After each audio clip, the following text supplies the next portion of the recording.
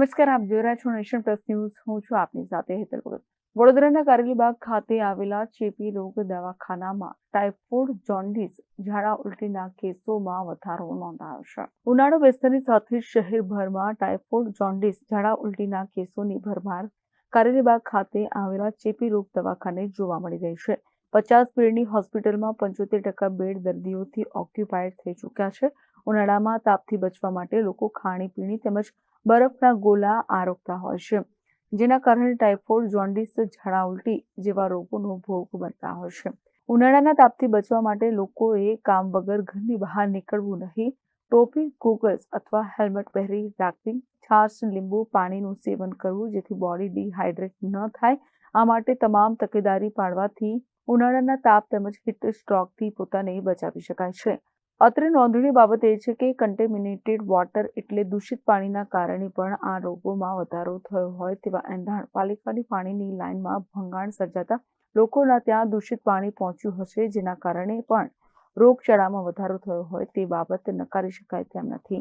જો દર વર્ષે જ્યારે આ ઉનાળાની સિઝન ચાલુ થાય એટલે પર્ટિક્યુલરલી આ બરફના ગોળા, શરબત, શેરડીનો રસ, આ બધી વસ્તુઓનું વેચાણ વધારે પ્રમાણમાં થાય.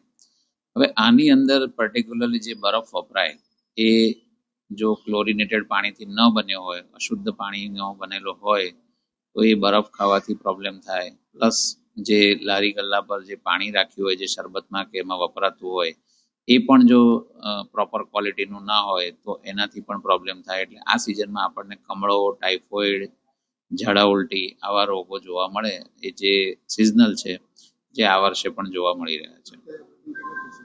આપણે ત્યાં કમળાના લગભગ 20 પેશન્ટ એડમિટ છે અને બીજા એટલે ટોટલ 35 જેવા પેશન્ટ એડમિટ છે. ખાસ કરીને જે બહાર ખુલ્લામાં લારી ગલ્લા પર આ બધું જે મેં કીધું, શરબત, ગોળા કે એ શેરડીનો રસ, પાણીપુરી, આ બધું જે વેચાતું હોય, શિકંજી, સોડા શિકંજી, આને બને ત્યાં સુધી ટાળવું તો ખોરાક અને સ્વચ્છ ખોરાક લેવો. ગરમીનામાં એવું છે કે જે ટ્રાન્ઝિશન પીરિયડ કહેવાય, આ પીરિયડ કેવો છે કે ગરમી અચાનક વધે એટલે એ પીરિયડમાં હીટ સ્ટ્રોકના ચાન્સીસ રહે. હીટ સ્ટ્રોકથી બચવા માટે શક્ય હોય ત્યાં સુધી ગરમ જે ગરમી છે બપોરનો પીરિયડ, એમાં ખુલ્લા માથે કે ખુલ્લા શરીરે બહાર નીકળવાનું ટાળવું જોઈએ. કદાચ નીકળવાનું થાય તો ટોપી અથવા તો ભીના કપડાનો પ્રયોગ કરવો જોઈએ. અને જો બહારથી આવેલી કોઈ વ્યક્તિને તડકામાં ફરીને આવી હોય અને સડનલી તાવ આવે, બેભાન થઈ જાય, ચક્કર આવે, તો એને તાત્કાલિક સારવાર માટે દવાખાને લાવવો જોઈએ. હા, થઈ શકે ને. એ જો પાઇપલાઇન, જે પાણીની પાઇપલાઇન છે એની અંદર કોઈ કારણસર ગટરનું કે બીજું કોઈ ગંદુ પાણી મિક્સ થાય તો આવા ટાઈપના રોગો થઈ શકે.